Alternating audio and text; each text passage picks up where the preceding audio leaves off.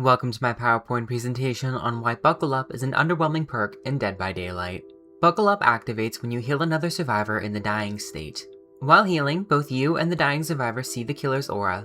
When you complete the healing action, that survivor gains a 50% haste bonus and loses their scratch marks for 5 seconds. Buckle Up has a rather complicated history in Dead by Daylight. The current version of Buckle Up is the third rework of the perk since it released. Its original version was arguably one of the worst perks in the game, as its primary effect was that of revealing the recovery progress of a dying survivor.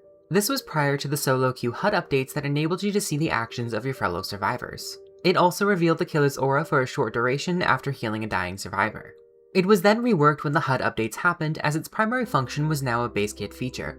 This version was very similar to what we have now, except the haste bonus was much weaker and longer, and the perk did not conceal the scratch marks of the healed survivor.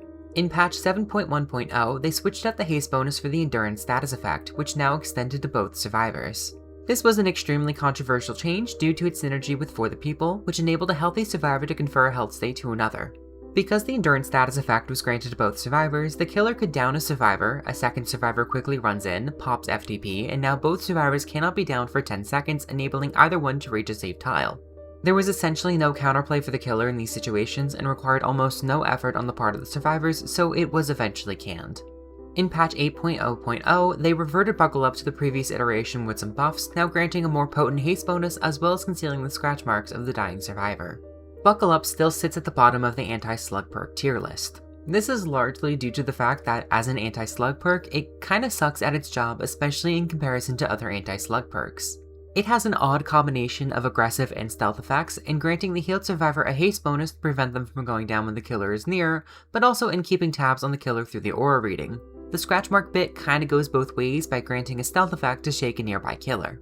Another huge sticking point is that it doesn't actually have any anti-slugging effects. It protects against a repeat slug, but it doesn't do much to help get them off the ground in the first place, which is the greater concern in most situations. For example, We're Gonna Live Forever, aka Wiglif, outclasses Buckle Up for the fact that it grants you a healing bonus to speed up the recovery on top of 10 seconds of near invulnerability. Even so, the bonuses are middling at best. The haste bonus is alright, but you need a little bit of distance between you and the killer to make good use of it. If a survivor is picked up at the same time the killer reaches them, they can be down before they have a chance to utilize the haste bonus, an issue not present in Wiglif. Regardless, if you do have a safe distance on the killer, you may be able to take a protection hit for the rescued survivor and earn them the distance without the need of a perk. The last issue is how it fails to fully suppress the trails of the slugged survivor. Concealing your scratch marks is useful, but the survivor is still injured and still leaves blood trails and makes grunts of pain. Observant killers can still use these to locate that survivor, especially on certain maps where blood trails are more readily visible. Even if you use this effect to scoot away from where you were to heal in a safer area, the Buckle Up users still leave scratch marks, so you can't really sneak away safely to heal. It's a nice something extra, but it isn't quite enough to be worth it.